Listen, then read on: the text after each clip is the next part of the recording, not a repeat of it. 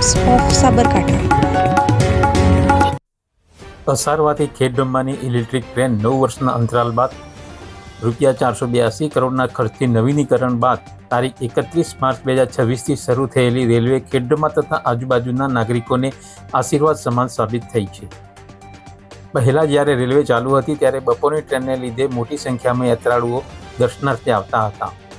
દર પૂનમે તથા ખાસ કરીને ચૈત્રી, ભાદરવી અને કાર્તકી પૂનમે એક્સ્ટ્રા ટ્રેન પણ આવતી હતી। ઓછા ભાડાની આ મુસાફરીમાં વેપારીઓ, અમદાવાદ સિવિલમાં જનાર દર્દીઓ તથા સ્થાનિકોને પણ બપોરની ટ્રેન અનુકૂળ હોવાથી આ સમય અને પૈસાની બચત શકે તેમ છે।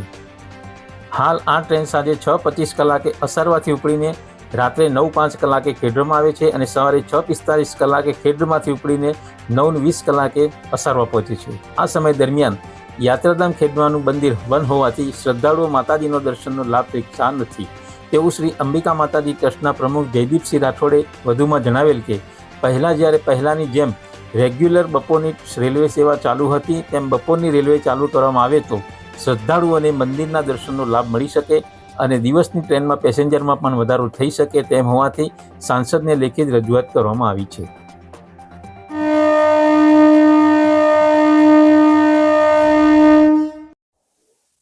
જય માતાજી। સૌથી પહેલાં તો હું ભારત સરકારનો આભાર માનું છું। ફરીથી ખેડબ્રહ્મામાં રેલવે સુવિધા ચાલુ કરવામાં આવેલ છે। અમારા મંદિરમાં માંગણી છે સરકારથી કે બપોરે ફરીથી જે જૂની પ્રથા હતી બપોર દરમિયાન રેલગાડી આવે તો યાત્રિકોને મોટી સંખ્યામાં લાભ મળી રહે, એ સાથે વેપારીઓને પણ લાભ મળી રહે।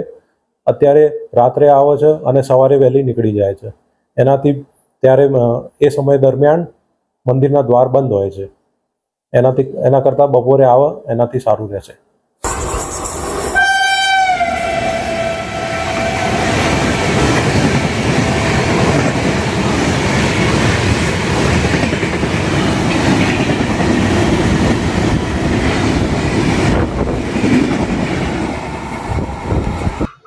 Bureau report, times of Sabarkantha.